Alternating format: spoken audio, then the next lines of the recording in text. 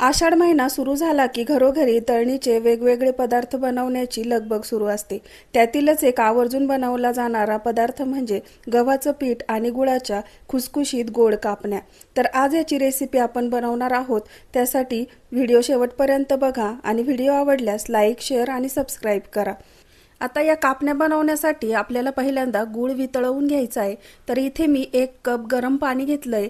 यामध्ये 1 कप आपण बारीक किसलेला गूळ घातलाय. गॅसवर जेव्हा गरम पाण्यामध्ये आपण हा गूळ वितळवतो त्यावेळेस गूळ थोडासा जास्त शिजला जातो. त्यामुळे काय होतं की कापण्या आपल्या चिवट आणि कडक होतात. त्यामुळे थोडंसं गरम पाणी करून मग त्यात आपल्याला हा गूळ वितळवून घ्यायचा आहे. तर एकसारखं हलवत हा गूळ आता आपण यामध्ये वितळवून घेतलाय आणि गुळाचं पाणी इथे आपलं आता तयार झालंय.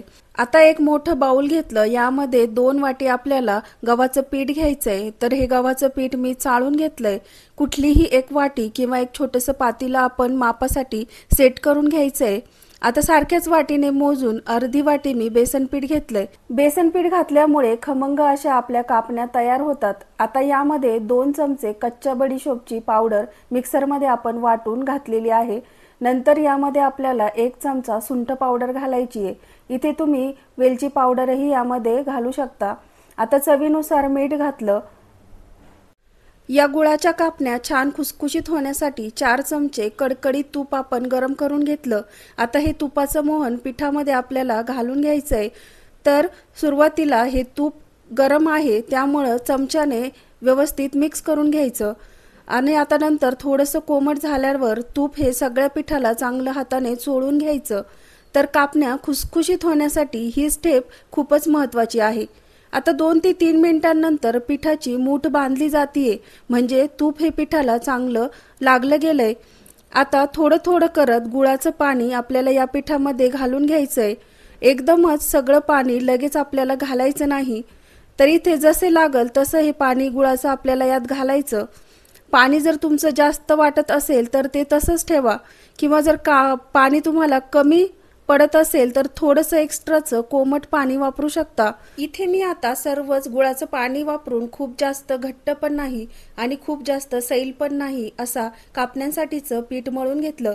आता हे पीठ भिजत ठेवण्याची गरज नाही. यात गूळ आणि बेसन पीठ वापरलं त्यामुळे लगेचच कापण्या करूया.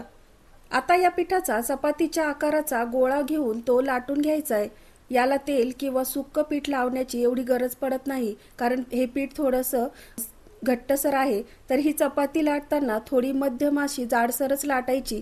त्यामुळे कापण्या ह्या आपल्या छान खुसखुशीत अशा तयार होतात. आता चपाती थोडीशी लाटून झाली की या चपातीवर आपल्याला थोडीशी खसखस पसरवून घालायची. आता ही खसखस पसरवल्यानंतर ती छान सेट होण्यासाठी नंतर परत एकदा याच्यावर लाटणं फिरवायचं, म्हणजे ही मस्त अशी सेट होते आणि तेलामध्ये ही खसखस तळल्यानंतर पसरली जात नाही. नंतर याला कापून घ्यायचंय. आता याला कापणीच्या आकारात कापून घ्यायचं. बाजूचे एक्स्ट्राचे भाग कापून काढायचे. पहिल्यांदा उभे काप याला देऊन घ्यायचे आणि नंतर थोडंसं तिरकं कापायचं, म्हणजे कापणीचा डायमंडचा जो शेप असतो तो याला येतो. तर अशा प्रकारे तुम्हाला लहान मोठ्या जशा हव्या तशा आकारात या कापण्या तयार करून घ्यायच्यात. तर कापण्या ह्या इथे आपण आता कापून घेतल्यात. तर एक कापणी मी तुम्हाला घेऊन दाखवते. तर परफेक्ट असा कापण्यांचा शेप आलाय आणि कुठेही चिकट वगैरे झालेलं नाही. इझिली ह्या मोकळ्या होतात. सर्व पिठाच्या अशाच प्रकारे कापण्या तयार करून घेऊ आणि नंतर यांना तळून घेऊ. आता मध्यम गरम तेलामध्ये कापण्या तळायच्यात. खूप जास्त गरम तेलात तळायच्या नाही. त्यामुळे काय होतं, गूळ वापरलेला असल्यामुळे कापण्यांचा रंग पटकन बदलतो आणि आतून मात्र कच्च्या राहतात. तर मीडियम गॅसवर मस्त अशा लालसर रंगावर या कापण्या तळून घेतल्यात. रंग बघा मस्तच आलाय.